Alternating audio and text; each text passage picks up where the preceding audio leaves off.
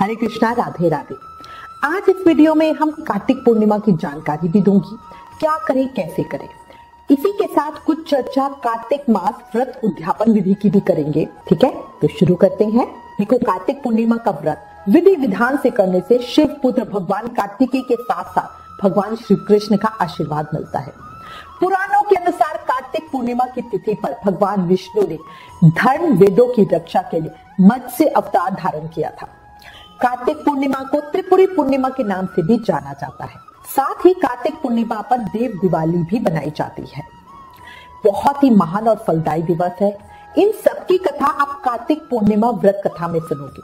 जल्दी ही उसका वीडियो भी डालूंगी। इसी के साथ इस दिन सिख धर्म के पहले गुरु नानक देव जी का जन्म हुआ था, इसलिए श्री नानक देव की जयंती होती है।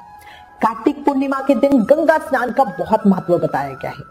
कहा जाता है कि इस दिन गंगा स्नान करने से मनुष्य को मोक्ष की प्राप्ति होती है। स्नान करने के पश्चात दान भी जरूर करना चाहिए। कार्तिक पूर्णिमा के दिन किसी निर्धन व्यक्ति या किसी ब्राह्मण को दान देने से पितरों को शांति मिलती है। इस दिन चावल के दान को बहुत विशेष माना गया है। इस दिन पूजा करने से जीवन की सभी कष्टों से हमें मुक्ति मिलती है, इसलिए पूजा जरूर करें। कार्तिक पूर्णिमा पर पूजा करने से हमारी कुंडली में शनि दोष भी समाप्त हो जाता है। अगर आपको अपना कोई भी शुभ और मांगलिक कार्य शुरू करना है तो कार्तिक पूर्णिमा का दिन बहुत बहुत अच्छा है। अब कार्तिक पूर्णिमा की पूजा विधि बताती हूँ।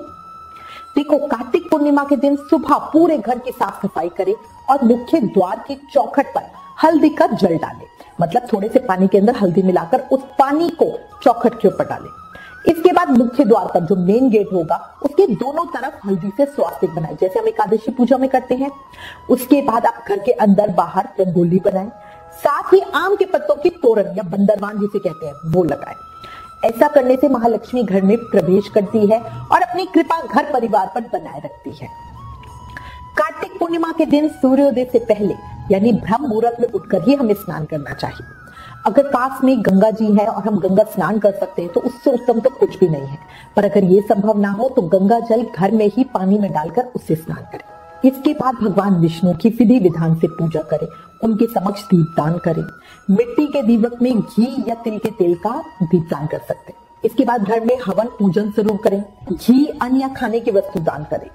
शाम के समय तुलसी जी के नीचे दीप प्रज्वलित जरूर करें। सत्यनारायण भगवान की कथा पढ़े सुने।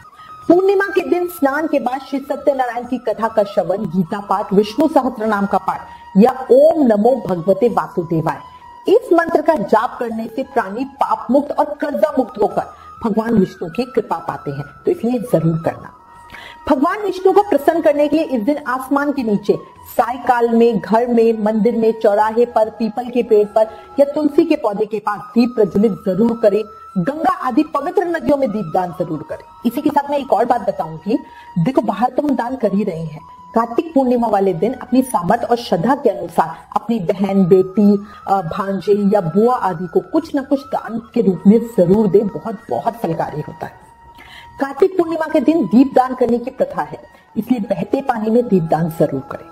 अगर आपके घर के आसपास कोई भी नदी नहीं है या ऐसा करना आपके लिए संभव नहीं हो रहा तो भगवान शिव के मंदिर में जाकर शिवलिंग पर शहद, गंगा जल, कच्चा दूध और पानी चढ़ाएं। फिर देसी घी के 5 दीपक जलाएं और ये दीपक शिव परिवार के नाम से जलाएं, उनको समर्पित करें। इसके साथ ही पीपल के वृक्ष के नीचे सुबह शाम दीपक उस दिन जरूर जलाएं, भूले नहीं। ऐसा करने से हमारे घर के ग्रह दोष दूर होते हैं और घर परिवार में सुख शांति बनी रहती है। कार्तिक पूर्णिमा के दिन सरसों का तेल, तिल, काले वस्त्र किसी निर्धन व्यक्ति को अवश्य दान करें। शनि दोष से हमें बहुत बहुत मुक्ति मिलती है। कार्तिक पूर्णिमा के दिन धन, समृद्धि और सौभाग्य के लिए तुलसी जी की विशेष पूजा करें। कार्तिक पूर्णिमा पर 31 दीपक जलाकर अपने घर और गृहस्थी के लिए सौभाग्य की कामना अवश्य करें। शाम के वक्त तुलसी जी के पास दिया जलाने से लक्ष्मी जी की कृपा बनी रहती है। तुलसी का पौधा परिवार को बुरी नजर से भी बचाता है, इसलिए उसके महत्व को समझें और उनकी पूजा जरूर करें। सिर्फ कार्तिक में नहीं, पूरे साल। नारद पुराण के अनुसार कार्तिक पूर्णिमा पर संपूर्ण सद्गुणों की प्राप्ति और शत्रुओं पर विजय प्राप्त करने के लिए भगवान कार्तिकेय के दर्शन करने का विधान है। कार्तिक मास की पूर्णिमा तिथि को भगवान शिव की नगरी काशी यानी बनारस में देव दिवाली बनाई जाती है। देव दीपावली के दिन भगवान शिव और गंगा माता की पूजा का विधान है। संध्या के समय में गंगा आरती होती है जो बहुत बहुत सुंदर लगती है। अगर कोई जा सकता है, दर्शन कर सकता है तो जरूर कीजिएगा। कितने जन्मों के पापों का नाश हो जाता है। जो भक्त पूर्णिमा से चातुर्मास व्रत सेवा नियम या कार्तिक नियम उठाते हैं वो कार्तिक पूर्णिमा पर ही अपने व्रत सेवा नियम का उद्यापन करेंगे।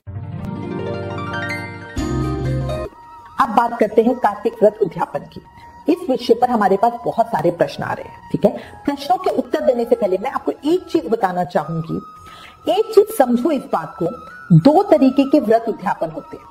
पहला होता है पूरी तरह व्रत समाप्ति करना, इसे सही मायनों में उद्यापन कहा जाता है। मतलब मैंने पूरी तरह से व्रत समाप्त कर दिया, मैं नहीं रखूंगी, ठीक है। दूसरा होता है आज किए हुए व्रत का समापन, इसे व्रत पारण या व्रत का विराम भी कहा जाता है। कार्तिक मास में जो लोग पूरे महीने स्नान व्रत करते हैं उनके लिए उद्यापन का विधान बताया गया है, पर यह उद्यापन होता है अपने महीने भर किए व्रत का पारण। कार्तिक मास के बारे में वर्णित तथ्यों के अनुसार ये महीना स्नान व्रत और तप के लिए सर्वोत्तम है। वैकुंठ की प्राप्ति के लिए 12 सालों तक कार्तिक मास में प्रातः स्नान करने के साथ ही दान व्रत करा जाता है। फिर 13वें साल में पूरे विधि विधान के साथ अपने कार्तिक व्रत का उद्यापन किया जाता है। ये होता है पूरी तरह व्रत की समाप्ति। अब इसी में एक दूसरी स्थिति समझो। कई बार क्या होता है कि हम हर साल है ना नियम नहीं निभा पाते। मतलब जैसे कि इस साल तो मैंने कार्तिक व्रत कर लिया, पर अगली बार कुछ परेशानी आ गई, सूतक पातक बहुत सारी चीजें होती है, बीमारी कुछ भी और दिक्कत आ गई और मैं नियम नहीं ले पाई। उस स्थिति में मैंने जो इस साल व्रत किया है उसका फल भी नहीं मिलेगा, क्योंकि पूर्ण फल तो 12 साल पूरा होने पर ही मिलेगा ना। इसी के लिए हमारे संत महात्माओं ने बताया है कि हर साल व्रत समापन पर अपने व्रत का उद्यापन पारण की तरह कर ले, ताकि इस साल किए व्रत का फल इसी साल मिल जाए। इसीलिए हम सबको कहते हैं कि कार्तिक पूर्णिमा पर अपने व्रत समापन पर कुछ ना कुछ जरूर करो और उसे अपने महीने भर की साधना व्रत का पालन समझ लो। व्रत उद्यापन की शास्त्रीय विधि का विधान है जिसे हमने कार्तिक महत्तम के अध्याय 33 में सुना, पर हर किसी को ना उस विधि को फॉलो करना मुश्किल होता है। तो इसीलिए साधक अपनी क्षमता अनुसार जितना कर सकते हैं उतना करें, वो भी बहुत फलकारी होता है। कार्तिक पूर्णिमा पर पूजा अर्चना दीपदान उद्यापन के साथ व्रत को विराम किया जाता है। कार्तिक मास में आप चाहे जो भी व्रत करें, लेकिन उद्यापन करते समय अच्छा होता है कि अगर हम जोड़े के साथ ब्राह्मणों को भोजन कराएं और किसी भी वृद्ध महिला को साड़ी या कपड़े आदि दें और एक सुहागन महिला को सुहाग की सामग्री जरूर दें। इसी में अब हमारा एक प्रश्न और आता है जिसमें साधक पूछते हैं पटवारी विसर्जन कब करें। देखो, हम अश्विन पूर्णिमा को पटवारी बोते हैं, पूरे कार्तिक उसकी पूजा सेवा करते हैं, ये बहुत शुभ होता है। अगर आपने ज्वार से पटवारी बोई है तो उसमें से कुछ फली निकालकर अपनी अलमारी या तिजोरी या जहां पर भी आप पैसे रखते हो वहां रखो, ये बहुत बरकत करता है, घर में लक्ष्मी का वास बनाता है। बाकी जो पटवारी होगी उसको बहते जल में प्रवाहित कर देते हैं, जैसे नवरात्रों में हम ज्वार के साथ करते हैं, इसी तरह से, ठीक है। कई बार काफी सारी औरतें मिलकर मंदिर में या पूजा की जगह पर पटवारी बोती, वो सभी थोड़े थोड़े ज्वारे अपने घर ले जाए, बाकी प्रवाहित कर दे। इसी में कई लोग 4 पत्थर से भी पटवारी बनाकर तुलसा जी की पास रखकर उसकी पूजा करते हैं, ये भी बहुत शुभ होता है। इन पत्थर को या तो तुलसा जी में ही रहने दो या फिर संभाल कर घर के मंदिर में रख लेना चाहिए, ठीक है। अब अगला प्रश्न आता है चातुर्मास व्रत का उद्यापन कैसे करें। देखो, चातुर्मास व्रत का उद्यापन भी कार्तिक व्रत की तरह ही करते हैं, वही सेम विधान है। एक प्रश्न में साधक ने पूछा कि तारा भोजन व्रत का उद्यापन कैसे करें। देखो, श्रद्धालु व्यक्ति कार्तिक माह में तारा भोजन करते हैं। तारा भोजन होता क्या है, पूरे दिन भर व्रती निराहार रहकर रात में तारों को अर्घ्य देकर फिर भोजन करते हैं। व्रत के अंतिम दिन उद्यापन किया जाता है। देखो, तारा भोजन लगातार 3 साल करने का विधान है।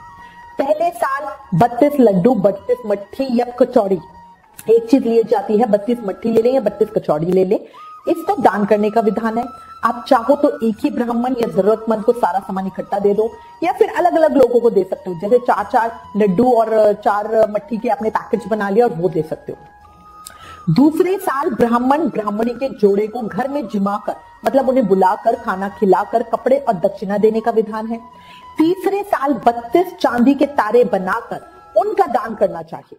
साथ ही ब्राह्मण को भोजन कराकर दान दक्षिणा देना चाहिए। ठीक है, ये तो अब हमारा हो गया विधान, बट कई लोग है ना इतना सब कुछ नहीं कर पाते, इसलिए हमारे संत महात्मा कहते हैं अपनी सामर्थ्य के अनुसार, अपने भाव के अनुसार जो जितना कर सकते हो उतना कर लो। ठीक है,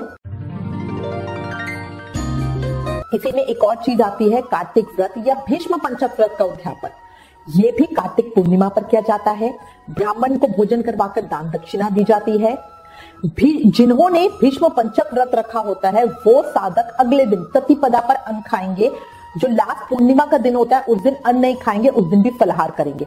वो लोग जिन्होंने भीष्म पंचक किया है, जिन्होंने कार्तिक पूर्णिमा का मतलब जिन्होंने सिर्फ कार्तिक का व्रत किया है वो कार्तिक पूर्णिमा पर अन्न खा लेंगे। ठीक है, सभी साधक अगले दिन चिड़ा चिड़ी की कहानी सुनकर भगवान श्री कृष्ण को खिचड़ी का भोग जरूर लगाएं और फिर क्योंकि कार्तिक में हम दाल चावल नहीं खाते हैं तो उस भोग के साथ दाल चावल वापस खाना शुरू करें। इसी में क्या होता है, कई लोग कार्तिक व्रत भी करते हैं और लास्ट के 5 दिन भीष्म पंचक व्रत भी करते हैं।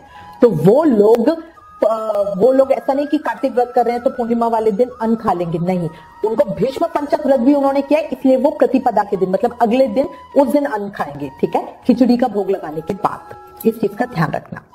कई लोग उद्यापन में ये भी विधान बताते हैं जिसके अनुसार भोजन करवाकर ब्राह्मणों को दक्षिणा दे दो, ब्राह्मणी को या सास को या किसी बुजुर्ग महिला को कपड़े दे दो, कपड़ों के साथ अपने सामर्थ्य अनुसार दक्षिणा दे दो। याद रखना दक्षिणा के बिना दान अधूरा होता है, तो आप ये करके भी इस तरह अपने व्रत का उद्यापन कर लेते हैं। कई लोग ये भी नहीं कर पाते तो वो सिंपल मंदिर में जाके कुछ भी सूखा सामान दे देते हैं, कुछ खाने का सामान दे दो, ये भी नहीं कर सकते, पैसे दे दो। पूर्णिमा पर मंदिरों में हवन भी होता है जिसमें आहुति डाली जाती है। और एक और चीज याद रखना, जिन्होंने भी आपको कार्तिक महत्तम सुनाया है, अगर आपने खुद से सुना है तो मंदिर में पंडित जी को दान दे दें। अगर आपने मुझसे सुना है तो उसका नाम का भी मंदिर में कुछ भी 11 रुपए 21 रुपए कुछ भी दान जरूर कर दे कि मेरे कार्तिक महत्तम सुनने का ये पैसे है। ठीक है, और उसके बाद अगर आपने पंडित जी से सुना है, मंदिर में सुना है या किसी और से सुना है तो उनको भी पैसे जरूर दें। और देखो, पैसे देने का मतलब ये नहीं होता कि आप उनको बहुत ज्यादा 11-21 रुपए दें, ये श्रद्धा के होते हैं, शुभ के होते हैं, आशीर्वाद के लिए होते हैं। ठीक है,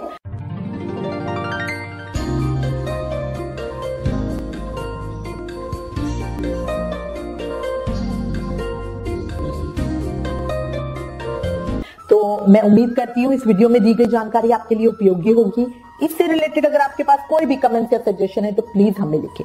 ज्ञान बांटने से बढ़ता है, इसलिए इस वीडियो को ज्यादा से ज्यादा शेयर करें।